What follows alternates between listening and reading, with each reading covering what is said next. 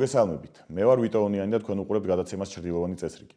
დღევანდელ ეპიზოდში ჩვენ ვისაუბრებთ ქვეყნების თანამედროვე დაპყრობის იარაღზე, იდეოლოგიურ ომზე. ომი აღარ არის მხოლოდ ტანკებითა და ბომბებით სავსე ფრონტი. თანამედროვე ომი მიმდინარეობს ცნობიერებაში, იდეოლოგიების, მორალური საზღვრებისა და ეროვნული იდენტობის წინახაზე. გლობალური ბიუროკრატია იგივე Deep State აცნობიერებს, რომ ხალხის დამორჩილება ბევრად იოლია, თუ მათ ჩამოაშორებ ეროვნულ იდენტობას, რწმენას, ოჯახს, კულტურასა და ტრადიციებს.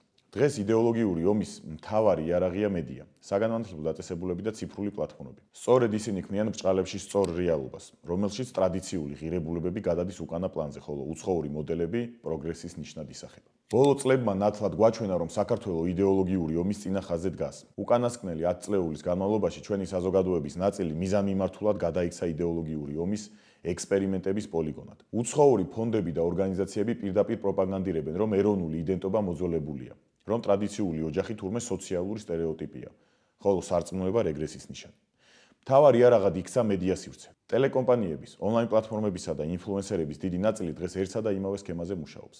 ეროვნულსა და ტრადიციულზე საუბარი წარმოდგენილია როგორც სიძულვილი, ხოლო გლობალისტური იდეების მხარდაჭერა როგორც პროგრესი. მაგალითად, დასავლური დაფინანსებით მოქმედი რამდენიმე დიდი მედია პლატფორმა საქართველოში პირდაპირ ახორციელებს ლობირებას ისეთი თემების, როგორიცაა სქესობრივი იდენტობის ცვლილება, გენდერული მრავალფეროვნება ან ეკლესიის დისკრედიტაცია. 2023 წლის ერთ-ერთ საერთაშორისო კვლევაში საქართველოსი აღინიშნა, რომ არასამთავრობო სექტორის დაფინანსების 70%-ზე მეტი მოდის იმავე ინსტიტუტებიდან, რომლებიც ევროკავშირში და ამერიკაში ლობირებენ ლიბერალურ იდეოლოგიურ ხაზს. 2022-2024 წლებში არაერთი კამპანია ჩატარდა, სადაც პირდაპირ იყო გაჟღერებული ტრადიციული ოჯახის წინააღმდეგ მიმართული მესიჯები. უცხოური გრანტებით მოქმედი ორგანიზაციები აქტიურად აფინანსებდნენ ფესტივალებს, ტრენინგებსა და მედია პროექტებს, სადაც პრიორიტეტად ცხადდებოდა გენდერული იდენტობის მრავალფეროვნება და ეკლესიისგან გათავისუფლება. ამავე დროს საქართველოს მართლმადიდებელი ეკლესია წარმოაჩინეს როგორც პრობლემა პროგრესის გზაზე. 2024 წელს პარლამენტის მიერ მიღებული უცხოური გავლენის გამჭვირვალობის კანონი სწორედ ამ ფონზე გახდა დასავლური ბიუროკრატების მძაფრი შეტევის სამიზნე. კანონის მიზანი იყო, რომ უცხოური კაპიტალებით მოქმედი NGO-ები და მედია ორგანიზაციების დაფინანსების მიზნობრიობა საზოგადოებისთვის გამხდარიყო გამჭვირვალე. მაგრამ დასავლურმა ინსტიტუტებმა ეს კანონი რუსულ კანონად მონათლეს და სცადეს მისი დისკრედიტაცია. სინამდვილეში ეს იყო პირდაპირი თავდასხმა საქართველოს სუვერენულ პოლიტიკას, შეტევა იმ ცდილობაზე, რომ ქვეყანა გათავისუფლდეს ჩრდილოვანი მმართველის გავლენებისგან. იდეოლოგიური ომი ყველაზე სენსიტიურ ფრონტზე განათლებაშიც მიმდინარეობს. ახალი სასწავლო პროგრამების ნაწილი ცდილობს ისტორიის გადახედვას, ეროვნული გმირების რელატივიზაციას და ოჯახის ინსტიტუტის მორალურად ნეიტრალიზებას. მასწავლებლებს უტარდებათ უცხოური ტრენინგები, სადაც ბავშვებთან თანასწორობისა და ტოლერანტობის სახელით ხშირად მიმდინარეობს გენდერული პროპაგანდის დანერგვა. საქართველოს მართლმადიდებელი ეკლესია ისტორიულად იყო ეროვნული იდენტობის მთავარი საყრდენი. ამიტომაც ბუნებრივია, რომ სწორედ ის იქცა იდეოლოგიურ ომის ერთ-ერთ მთავარ სამიზნედ. წლების განმავლობაში გრძელდება კამპანია, რომელიც ცდილობს ეკლესიის დისკრედიტაციას, ქსენოფობიის, ბნელების იარლიყის მიკერებითა და პოლიტიკურ ჩარევაში დადანაშაულებით. სხვადასხვა მედია სამოქალაქო საშუალებები მიზანმიმართულად აშუქებენ მხოლოდ სკანდალურ თემებს, ხოლო ეკლესიის სოციალური და საქველმოქმედო როლს კი აიგნორებენ. ეს არ არის ჟურნალისტური შეცდომა, ეს არის ნარატივის ნაწილი, რომლის მიზანით საზოგადოების სულიერი საყრდენის მიმართ ნდობის შესუსტება. Deep State ქმნის იდეოლოგიურ ჩარჩოს.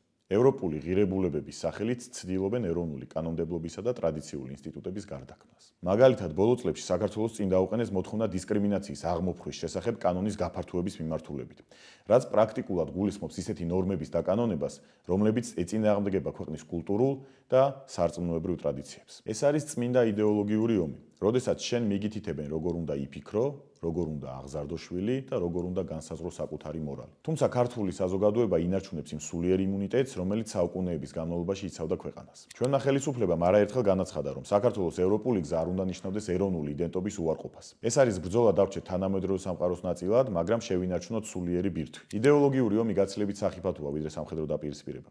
ის უხილავია. მას გვაპარებენ ფილმებით, სარეკლამო კამპანიებით, სოციალური ქსელებით და სასწავლო მასალებითაც კი.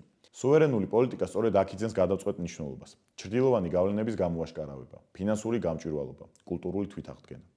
როცა სახელმწიფო იცავს ეკლესიის ავტორიტეტს, ოჯახს, ეროვნულ საგანმანათლებლო სტანდარტებს და მოითხოვს უცხოური დაფინანსების გამჭვირვალობას, ეს არ არის იზოლაცია, ეს არის თავისუფლების აუცილებელი წინაპირობა. გლობალური ომის პარტია ვერ დაგვამარცხებს თუ დავიცავთ საკუთარ ფესვებს და სარწმუნოებას. დღეს საქართველოს წინაშე მთავარი საფრთხე არის არა მხოლოდ ბომბი და ტანკი, არამედ იდეოლოგიური იარაღი, რომელიც მიზნად ისახავს ჩვენი სულიერი საფუძვლების დემონტაჟს. ჩვენს მიერ მოყვანილი ფაქტების დასტურია ბიძინა ივანიშვილის 4 ოქტომბრის გამარჯვების შემდგომი სიტყვა, რომელიც მკაფიო გზავნილი იყო ქვეყნის სუვერენიტეტისა და შიდა გამძლეობის შესახებ. მან ხაზგასმით აღნიშნა, რომ დღეს მსოფლიოს დაპყრობის იარაღი უკვე ტანკები და ბომბები კი არა, არამედ ქვეყანაში არსებული შიდა აგენტურაა.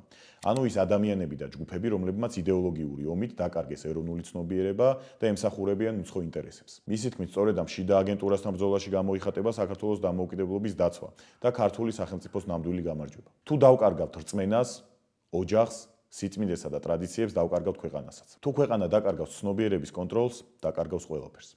ჩვენი პასუხი უნდა იყოს განათლებული პატრიოტიზმი, სულიერი სიმტკიცე, კულტურული თავდაცვა და ეროვნული თვითმყოფადობის შენარჩუნება. სხვა გზა უბრალოდ არ არსებობს, რადგან ვინც აკონტროლებს ცნობიერებას, ის აკონტროლებს მომავალსაც. მე ვარ ვიტო ონიანი და ეს არის ჩრდილოვანი წესრიგი.